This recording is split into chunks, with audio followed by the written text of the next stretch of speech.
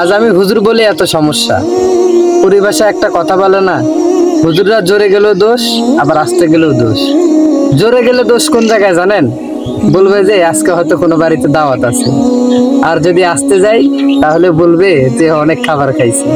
আসলে কি তাই? আরে ভাই, আপনি খাবার খাওয়াবেন না, সমস্যা নেই।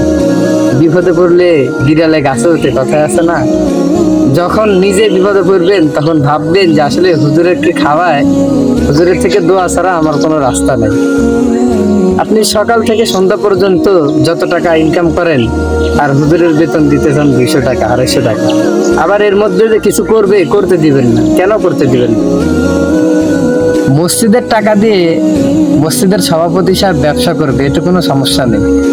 মসজিদের টাকা দিয়ে মসজিদের ক্যাশিয়ার সব ব্যবসা করবে, কোনো সমস্যা নাই।